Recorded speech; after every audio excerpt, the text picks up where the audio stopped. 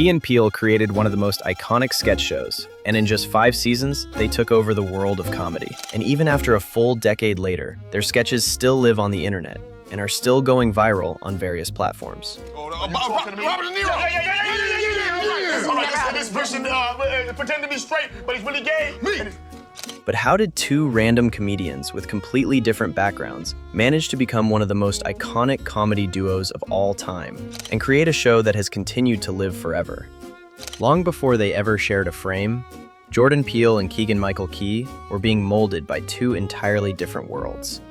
And those differences would eventually become the reason they worked so perfectly together. I don't know. Come on, I can take it. Okay, well, no, you know what? I feel Or like... the wheelchair. Look, sir, there is nothing funny about you being in a wheelchair. Jordan Peele was born in 1979 in New York City, raised on the Upper West Side by his single mother. And so I had a very blessed Upper West Side, upbringing. I was cultured and that whole privilege. It wasn't an upbringing defined by chaos or instability, but it was one that rewarded observation. Peele has often described himself as someone who watched more than he spoke. He noticed how people changed depending on where they were, how language shifted when authority entered a room, how humor could disarm tension or reinforce it without anyone ever acknowledging what was actually happening. Even at a young age, Peele understood that jokes weren't just jokes, they were tools. He attended Sarah Lawrence College, an environment that valued creative exploration over rigid academic paths. It was there that Peele gravitated towards sketch comedy and satire, not because he wanted laughs, but because satire allowed him to examine behavior. His comedy instincts leaned toward questions rather than answers. What happens when people take their beliefs too seriously? What happens when social rules are followed to their logical extremes? What happens when fear quietly runs the room? At the same time, another influence was developing, one that didn't seem comedic at all: horror films. Peele wasn't drawn to them for gore or shock value. He was drawn to the way they withheld release, how they built atmosphere, how they made the audience complicit simply by forcing them to sit inside discomfort. So those two things, I think, developed side by side, but at some point they collided for me. Yeah. And they did in film. As I was doing comedy, I felt the similarity between the two. Horror and comedy are sort of baked into one another. The idea that both things are just very much about how much you can get the audience to have a physical, visceral reaction to something. Eventually, Peele made a decision that defined his future. He dropped out of college, choosing uncertainty over safety, and committed himself fully to comedy. That choice brought him to Second City in Chicago, one of the most influential comedy institutions in the world. There, Peele's strengths became clear. He wasn't the loudest performer, and he wasn't chasing punchlines. He wrote sketches that trusted the audience to keep up, grounded characters placed inside increasingly absurd, revealing situations. Even then, his comedy wasn't about relief. It was about pressure. To contrast the upbringing of Jordan, Keegan Michael Key's upbringing couldn't have been more different. Born in 1971 in Michigan and adopted shortly after birth, Key grew up in Detroit with a strong sense of discipline, structure, and performance as a craft rather than an impulse. Where Peele learned to observe behavior, Key learned to embody it. He attended the University of Detroit Mercy, studying theater, and later earned an MFA in acting from Penn State, a path rooted deeply in classical training. Before comedy was ever part of his identity, Key was immersed in serious performance. He performed Shakespeare, he worked in regional theater, and he taught acting. He learned how to control a room through posture, breath, and precision, how to use silence intentionally, how to commit fully to a character without breaking the illusion. This foundation shaped everything that would come later. When Key transitioned into comedy through Second City, first in Detroit and then in Chicago, he brought something rare with him: total control. He could change accents mid-thought, shift physicality instantly, commit to characters so fully that even the most ridiculous ones felt specific, intentional, and real. Key didn't play for irony, he played for belief. At first glance, their instincts seemed incompatible. Jordan Peele wrote like a filmmaker. Keegan Michael Key performed like a classically trained actor. But that contrast would become their greatest strength. Peele created tension through ideas. Key released it through performance. They just hadn't met yet. That meeting happened in 2004, when Keegan joined Mad TV during its 9th season, when Jordan was already a part of the cast. Okay, man, we gonna win that million, dog. The million in there, man. The million right in there, dog. We gonna get that million. Some accounts say they met earlier through the Boom Chicago/Second City ecosystem, but Mad TV is where they became widely known as a pair. By then, Mad TV was already in a precarious position. The show was nearly a decade old, and it was known for broader, louder comedy than Saturday Night Live. It leaned heavily on celebrity parody. Ratings fluctuated, and cast turnover was constant. Almost immediately, Keegan Michael Key stood out as one of the most versatile performers on the show. He was the definition of a utility player. If a sketch needed energy, accents, physical commitment, or sheer confidence, Key could deliver. He became someone writers relied on when material needed lifting. Jordan Peele's rise was slower, but it was deeper. He wasn't flashy, but inside the writer's room, his reputation grew. He was pitching sketches that carried psychological weight, sketches that dealt with race, power, and identity without announcing themselves as about those things. He preferred satire over parody, observation over exaggeration, and the show didn't always know what to do with that. But something shifted when Peele and Key were paired together. Peele would bring in ideas that felt risky or oddly specific. Key would perform them with such precision and conviction that the audience instantly understood the premise. The chemistry between them was of 1 in a million. Like with Jordan, my partner never stops thinking about comedy. He's never not thinking about it. Yeah. He's the best comedy writer I've ever met. Individually, they were often underutilized, but together, they were undeniable. Behind the scenes, writers and cast members began anticipating just seeing the guys perform their sketches. All right? Ain't nobody gonna break no mirrors, man. Hey, that was a one-time thing, dog. I'm sorry, dog. All right, so man up. Okay, we gonna man up, man up, dog. Man up. That's right. There was chemistry, rhythm, and trust. Mad TV didn't know it yet, but it was watching the early formation of something it couldn't contain. And Key and Peele, quietly, began carving a path forward towards success. But the guys eventually hit a rough patch. When Mad TV ended in May of 2009, Key and Peele entered what many comedians privately fear the most. They were experienced, recognized inside the industry, and trusted by writers and performers, but they were not household names. This space, often referred to simply as the gap, is where momentum quietly disappears. You're no longer new, and you're not yet indispensable. And most comedians just fall into the background at this stage. Keegan had took on acting roles, teaching, and voice work, while Jordan continued writing, performing, and refining his voice at this time. But something important was happening behind the scenes. The guys were talking about what worked at Mad TV, and about what didn't. They were talking about the sketches they never got to make. In interviews, both have said that this period was essential. Not creatively explosive, but clarifying. They didn't want a sketch show that chased relevance. They didn't want to explain jokes, and they didn't want characters that winked at the audience. All they wanted was creative control, not for ego, but for consistency and quality comedy. The only problem was how they would achieve something like that. What network would give guys like Key and Peele an opportunity like that? For sketch comedy, a dying concept at the time. But by the early 2000s, the network station Comedy Central understood something many networks were still resisting. Television was no longer the destination. It was the launch pad. Audiences weren't waiting for airtimes anymore. They were discovering shows through clips, sharing sketches, replaying moments, and watching out of order. Comedy Central wasn't looking for the next Saturday Night Live.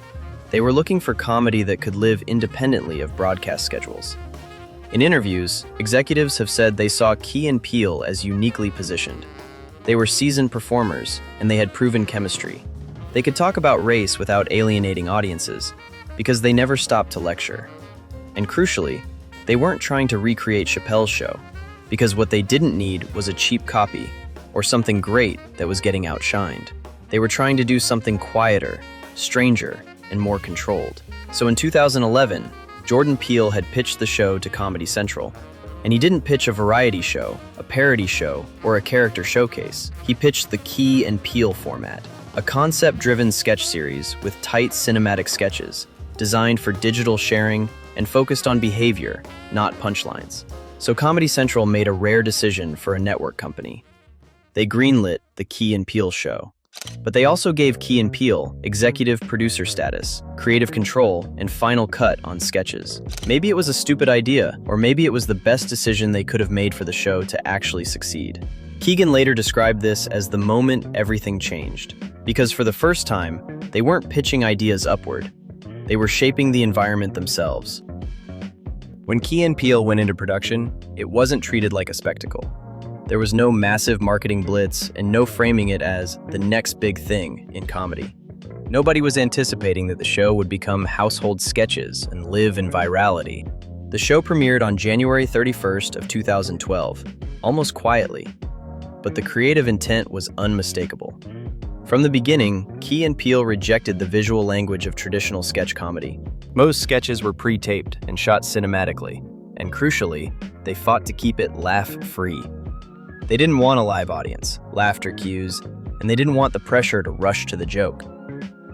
Jordan Peele has said in interviews that the absence of a live audience was essential, because laughter can interrupt tension. They wanted silence to remain intact, sketches were allowed to breathe, and premises were allowed to escalate naturally.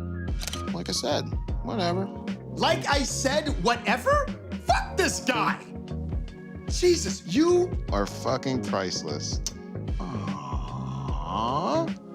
And when a sketch had said what it needed to say, it ended, often abruptly. Visually, the show leaned toward realism.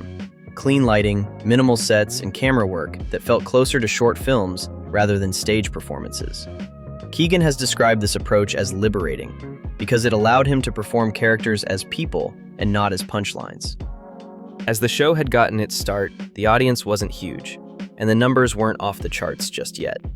But at the core of Key and Peele was a deceptively simple rule that kept the show intact and shaped the show to what it would become. As Jordan Peele put it in interviews, the joke isn't the punchline. The joke is the idea. That philosophy shaped everything. Instead of packing sketches with jokes, they built strong premises and trusted escalation to do the work. Characters didn't know they were funny, and they believed themselves completely. Comedy emerged from watching certainty collide with reality. Many sketches didn't end on laughs. They ended on realization, and that restraint made the comedy feel sharper and not softer. And eventually this philosophy became the base for the show and its comedic success. Initially, Key and Peele wasn't a ratings juggernaut, and that turned out to be its greatest advantage. Comedy Central uploaded full sketches to YouTube, clean titles, no heavy context, and easy to share. At the time, this wasn't usual in the world of comedy, which is why at the start, it was viewed as different. You didn't need to know the show, and you didn't need to watch an episode. You just needed one idea. Everything changed with their hit sketch, The Substitute Teacher. Keegan Michael Key's Mr. Garvey wasn't just a character, he was instantly recognizable. Because we could go to war. No. I'm for real. I'm for real. So you better check yourself. The sketch tapped into shared experiences of authority, misunderstanding, and cultural friction without explaining any of it. Ron, where are you? Where is Ron right now? Because it's pronounced Aaron? Son of a... Ron stopped being a joke and it became language. Jordan Peele later said, that moment was when they realized the show had escaped the network and entered culture. From there, the algorithm took over, which was when Key and Peele was starting to take over comedy. After this point, the Key and Peele show had become a hit, and their audience grew bigger with each new sketch. And one sketch led to another. Patterns emerged, and audiences stayed. This became the formula for their huge success on the internet. With each sketch, they grew. By 2013 and 2014, Key and Peele had entered a rare phase. They weren't just popular, they were referenced. Teachers quoted sketches in classrooms. Athletes referenced bits on live television. Celebrities casually mentioned characters in interviews. Their comedy became a shorthand for real-life situations. And because the sketches weren't topical, they never expired. They aged forward. Keegan once noted that the goal was never virality. It was only clarity. If the idea was clear, the audience would find it, and of course they found it. As time had passed, the show had blown up bigger than they could have ever expected, and everybody was now watching.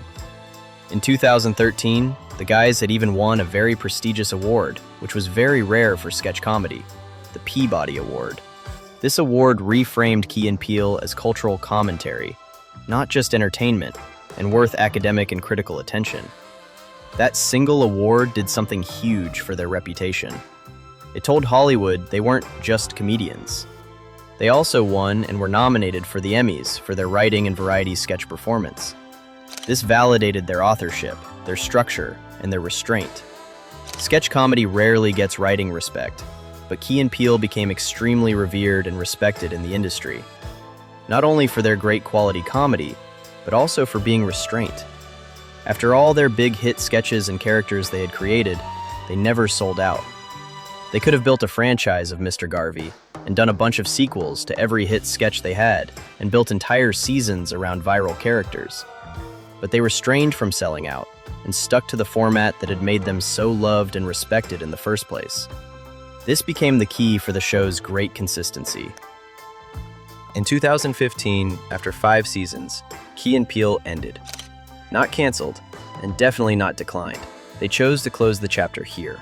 Comedy Central wanted more seasons, and the audience was still growing.